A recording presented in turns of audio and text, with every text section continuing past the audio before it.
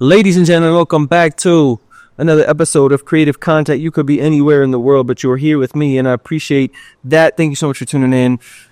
Yo, this is going to be a simple, straightforward episode. I know I say that every time, but this time I mean it. Time capsule episode. I've got a lot of things I'm thinking about. I got a lot going on. Not really, but internally, I guess. And this is something that I'm really just kind of time stamping, time capsule for Key from the future, so I can look back, see that I actually figured things out when I'm 50. So yeah, this one is not, I don't have like crazy gems for you on this one.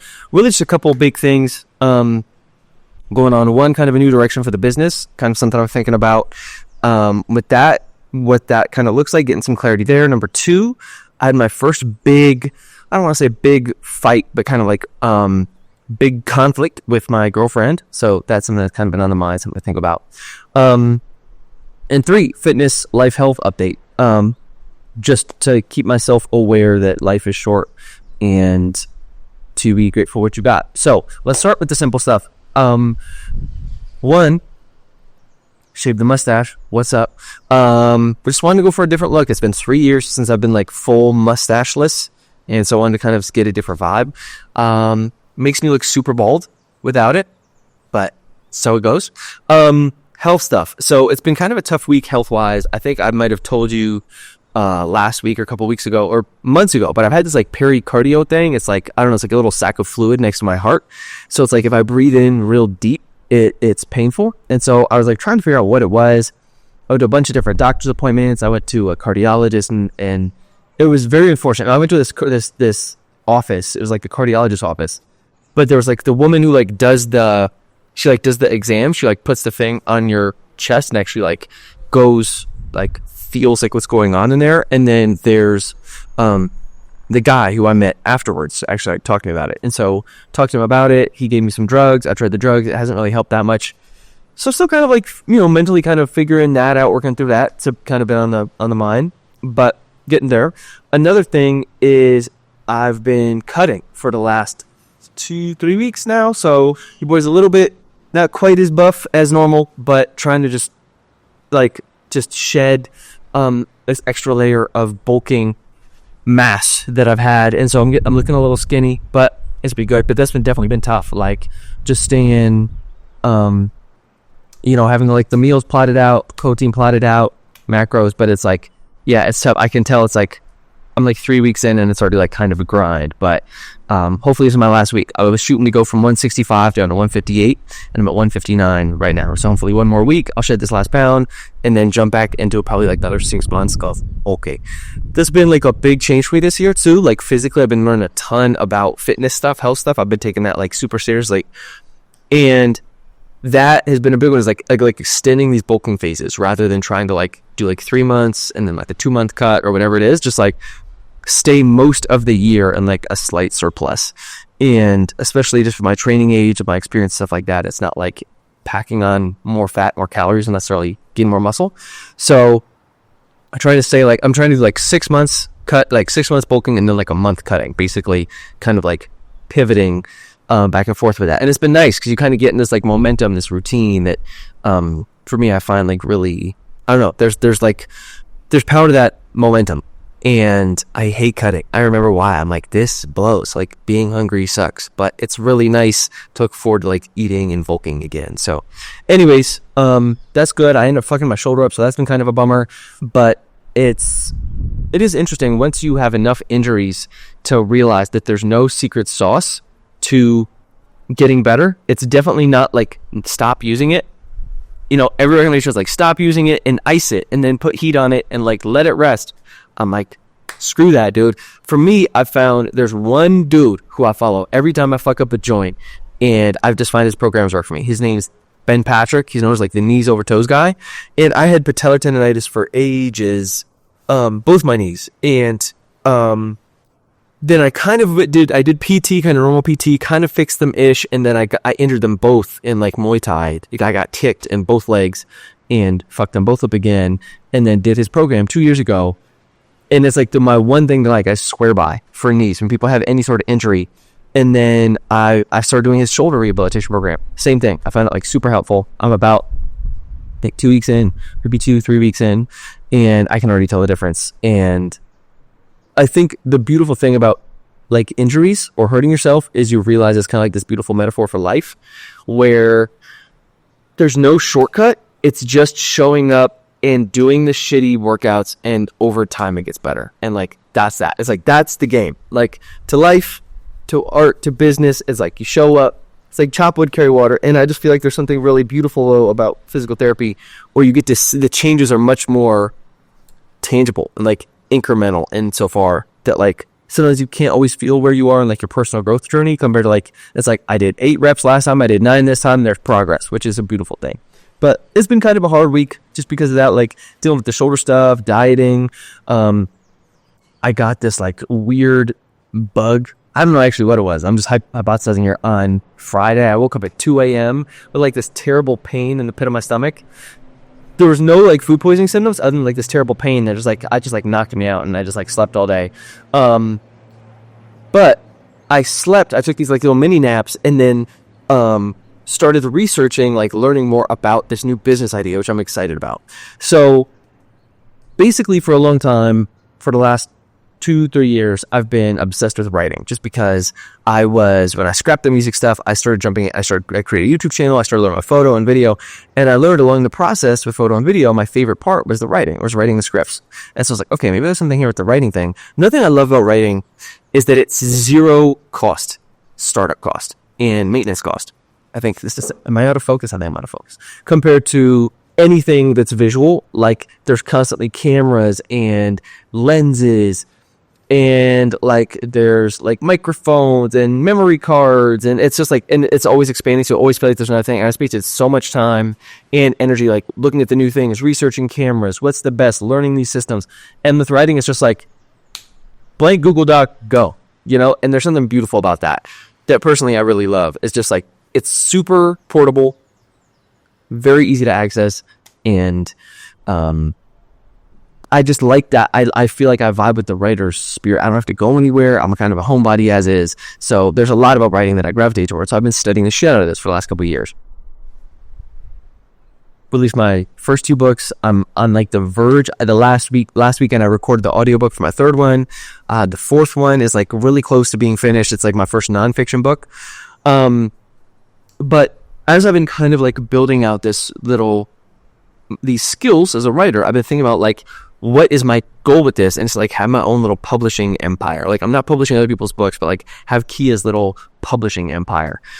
And the more I thought about that, I was like, how could I build a business around this that like both helps my writing and is a cool business, something that could be lucrative, something people want to know. So I've been like dabbling with this idea of storytelling that I think might be the sauce. And so basically what I've been looking into is this business model called KDP, Kindle Direct Publishing, where you basically are your own self-published publisher. Like you have other books, you can ghostwrite other books, you can write other books, but it's basically just like creating your own library, online library of books to sell.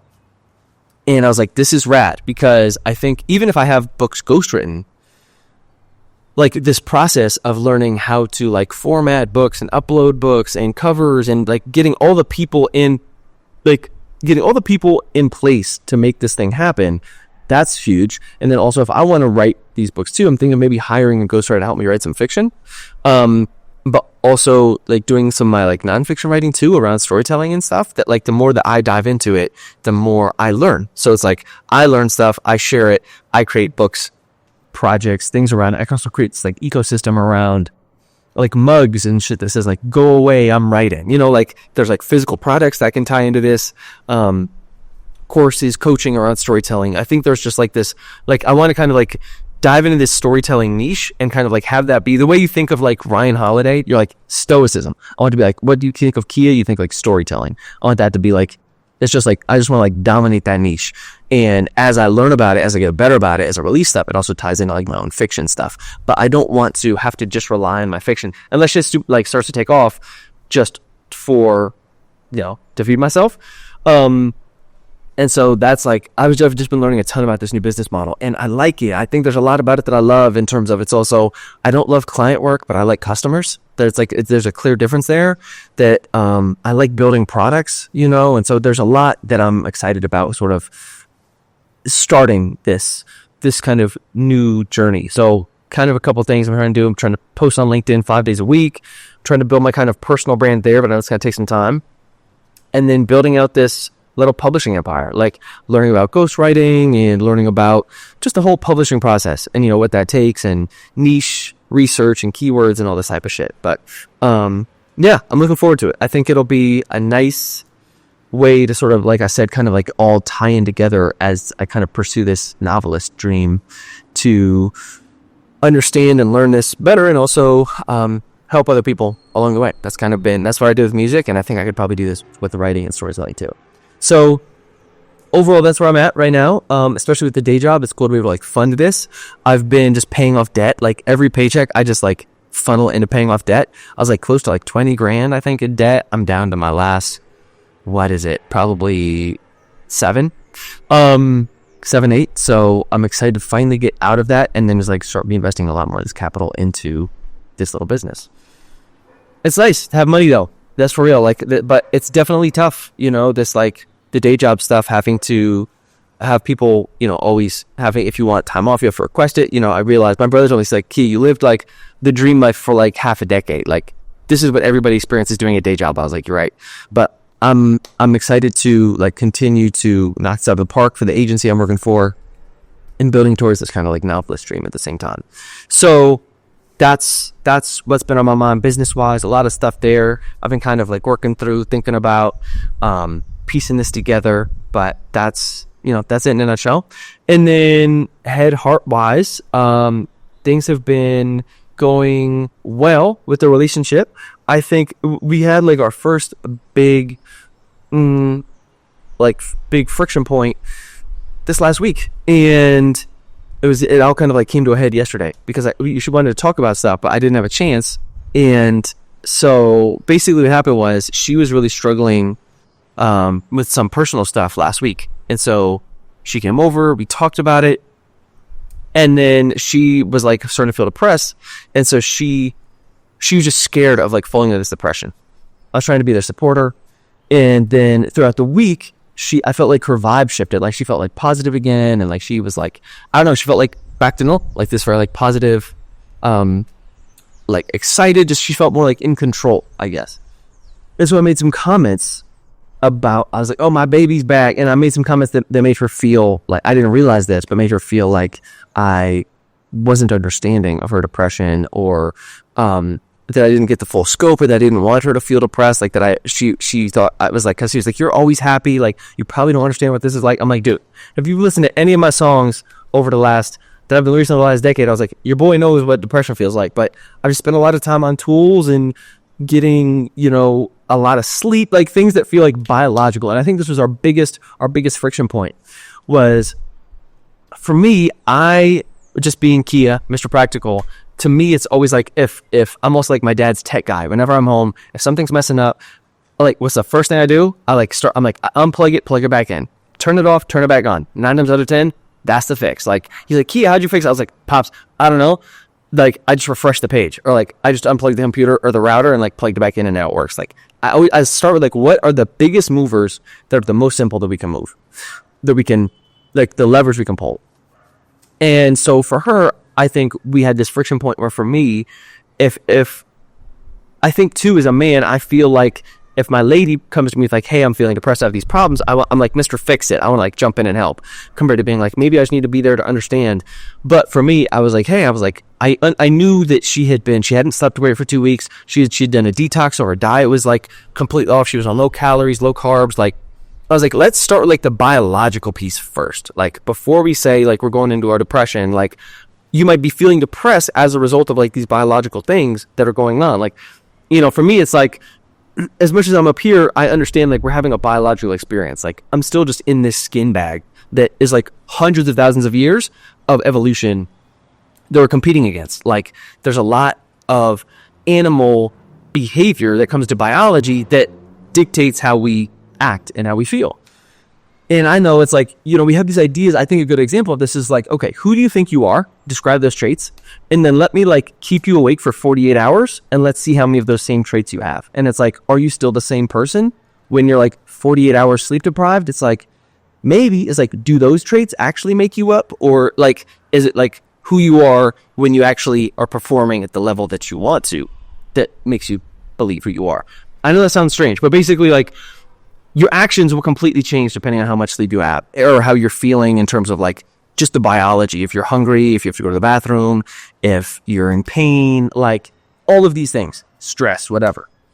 So to me, I'm always like, those are the big levers. I know at least in my life, again, I'm like an unplug it, plug it back in type of guy. If it's like, I'm feeling depressed, I'm like, let me go to sleep early tonight, wake up tomorrow, see if I'm still depressed. Most of the times I'm not.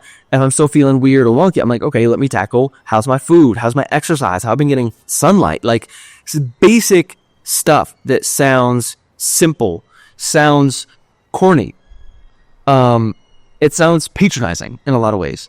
And so I offered those, and we didn't see that necessarily eye to eye. And so I think she felt like I was kind of like patronizing her in a little bit, because I was like, hey, how about you start, like, let's work on your sleep, and maybe then we can figure out the depression thing. So that was part of it, was like, she felt like I didn't understand. And so anyways, she like sat me down yesterday, and we had like this talk, and she was also, because I can be so rigid too, like she was like, hey, like I don't want it to feel like, she's like, I'm a fluid person, like I don't want to live a lifetime of it being like it has to be my way or the highway, which I didn't think that I'd portrayed it that way, but apparently that's how she'd been feeling, like I had been, like it's like this is what it is or not. And so it was hard, like I felt like she was breaking up with me, and in the moment, I like kept it together pretty well and kind of like explained to her, like I was like, it's never my way or the highway. Like everything's a conversation. Like I'm open to negotiating all of this stuff. A lot of like, there's not that much stuff that I care about, but like one of them is sleep. And so it's like, for me, it's like, I don't sleep great in like bed with a partner. So it's like, maybe we have separate rooms, or like there's something we can experiment there. And so that's kind of like been a sticking point. But again, it's like, I'm open to conversation. It's like, it doesn't just have to be what I want all the time, which she felt like but she felt like I was portraying it that way. And so, yeah, it was tough, but I held it together. In the moment, I could feel like a cry kind of coming on, and I always cry at movies. I'm like the biggest movie cry. It could be Mission Impossible, and like, Tom Cruise is going to make it, but I'm like, no, Tom, are you going to jump and say, it's like, it's the picture with the music. I'm a movie crier, period. And so she's like, hey, we were thinking about what to do for the day. And I was like, we should go see Mufasa. Because I knew if we would get into that movie, then I could just cry my little heart out. And I could be like, oh, this movie's so beautiful, but actually just be crying about the relationship. And so I was like, hey, let's go see Mufasa. And so I was like, I could feel like the prickles though. Like I was kind of like choking it back. And I was like, just make it to Mufasa, dude. And then you can cry all you want. She was like, hey, there's this one restaurant I heard about this you want to go to. I was like, cool, let's go. And it's the one place that's not playing fucking reggaeton. I was like, how is this the one restaurant that's playing Adele and Sam Smith? It's like all like John Legend, like all of you. I'm like, dude, why did we choose the one day when I'm about to cry to come to the place that's playing fucking like only soulful love songs? So of course I'm like barely holding it together. And she's like, you look sad. And I started to say, I am I am feeling sad. And then I just lost it. And it was the first time I've like cried like that in front of a partner in a long time. And it was interesting though. I felt like she handled it really well. Like I feel like I'm normally like a solo crier. Like my brother actually gives me shit about this, because it's like, if a family member dies, or like we're at the airport, like I'm not going to cry at the airport if we're leaving. Like I feel a lot of my feelings like alone. Like when I'm like, all that shit will hit me later. Like I'm going to like listen to some Drake, and that shit will like hit me. I'll be like, I'll listen to like, I don't know, some fucking, some old school Drake shit, and I'll like get in my feelings. And like, I'm not like a super heavy cry. I'm just like a single tear kind of guy. Wipe it away. You don't even. Oh, it's my allergies. So I'm a solo crier. I feel like I show up in the world like with my positive light, I feel like I go through a lot of my personal depression, feelings, struggles solo. Like, I love to talk about shit, obviously, here with you, but like, if we're at a dinner, I'm never going to show up and be like bring that energy to dinner. I'm gonna like, yeah, dude, I'm bummed, but like, that's just how I process stuff. Like, I like to talk about it, of course, but I'm never gonna put it on you in terms of like, I'm gonna like show up and be like a total mess.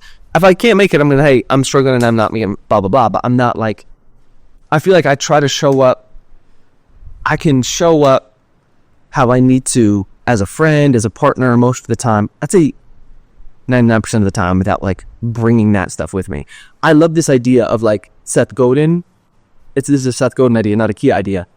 Like, the world doesn't want your authentic self. Like, you don't want to like show up to a doctor, like a surgery, and the surgeon's being like, I'm kind of feeling under the weather today, and I'm not feeling like the surgeon has a job to do. It's like, dude, I'm gonna perform surgery. Like, I'm here. Let's go. You know. And they work through it themselves in the back room or whatever. And I feel that way as a friend, as a son. Like, I'm showing up to do this job for you. I'm here to be for you.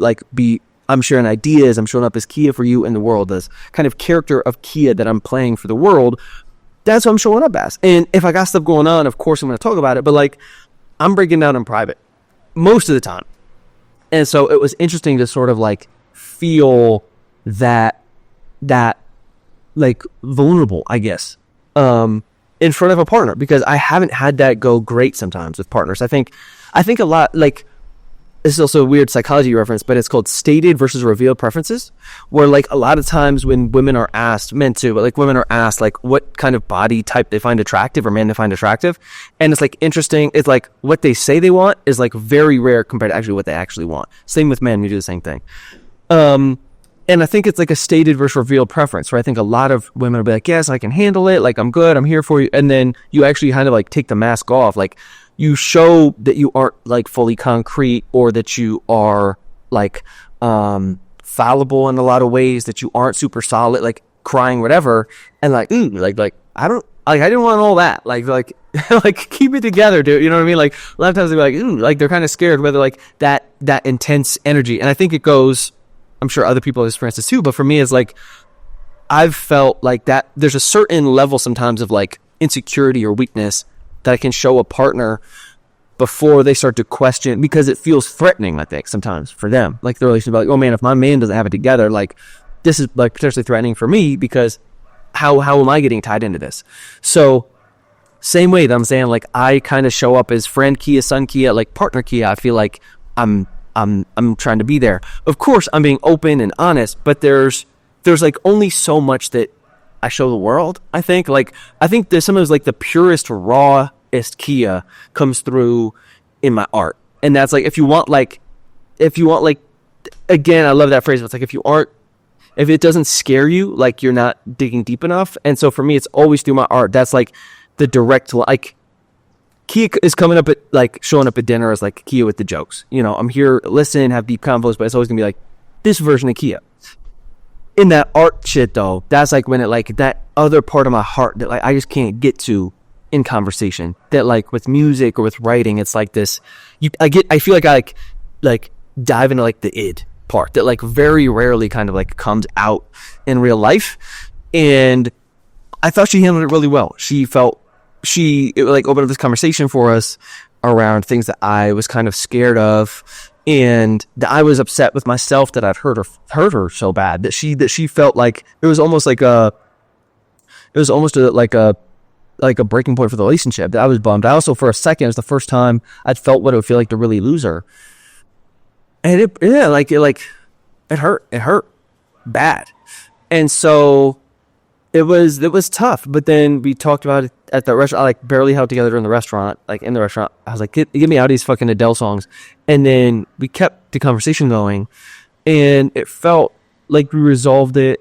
Where I think a lot of it was because, as I think will continue, this is for future Kia, but I think in this relationship, the biggest piece will be like in-person conversations, because I was sending her messages, like voice notes, and that's what ended up really hurting her throughout the week. Was like, there was one time I'd mentioned something about like not being a victim, and she thought I was like blaming her for like feeling like a victim to the world or some shit like that. And so obviously that's not what I intended or meant.